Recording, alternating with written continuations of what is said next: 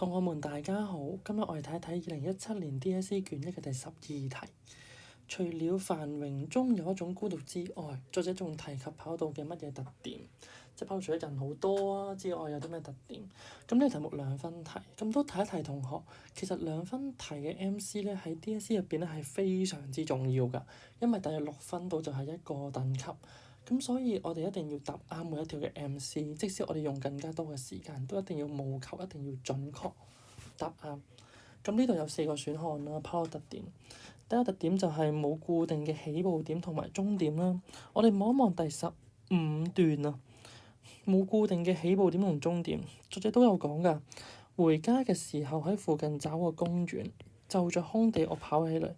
自己界定個目標就可以上路，界定個起點，界定個終點咯，有一個更遠、更具挑戰嘅終點線，唔一定喺畫好嘅線上邊循規蹈矩去跑。咁我哋見到其實的確係冇固定嘅起點同埋終點嘅，啱嘅。第二，畫好嘅線限制咗跑步方向，明顯係相反啦，因為題目都講咗㗎啦，唔一定要畫好嘅線上邊循規蹈矩去跑㗎嘛，冇人規定。咁所以呢一個應該就交叉。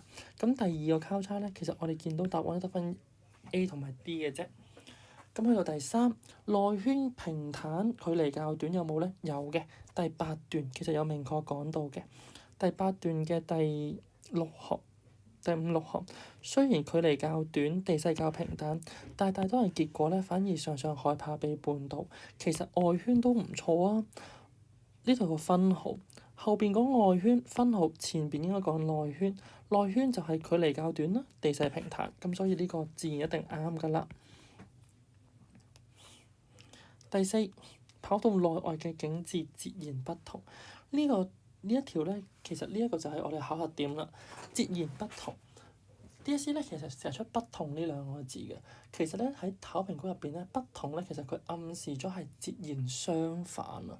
因為如果我哋睇翻字典咧，不同截然不同意味住要差異顯著，甚至係對立㗎，即係生死啊、黑白啊，要係完全不同。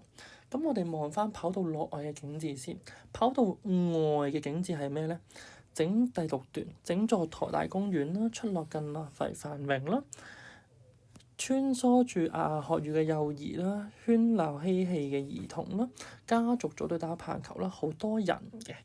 咁甚至去到第14段都有講㗎啦，場外多的是旁觀嘅人，有個多啦，咁所以代表人好多。咁跑道外嘅人好多，跑道內咧其實都有㗎，喺第7、8段。好多上班族、下班族嚟到活動筋骨一番啦。跟住運動衫上邊嘅校隊選手啦，爸爸媽媽帶住小朋友啦，用排比啊。咁我哋見到排比就反映咗個人好多啦。第8段都有㗎，上體育課一嘅班級一大隊如非洲斑馬奔過草原。咁我見到啲人好多，咁所以無論外定係內咧，都係講緊人多，咁就唔係差異顯著啦，因為兩邊都人多啊嘛。2個特點係相同嘅喎，都係熱鬧，所以答案係 A 就唔係多啦，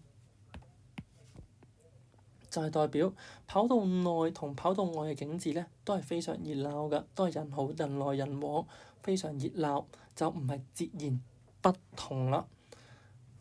咁呢一條題目希望大家答得啱。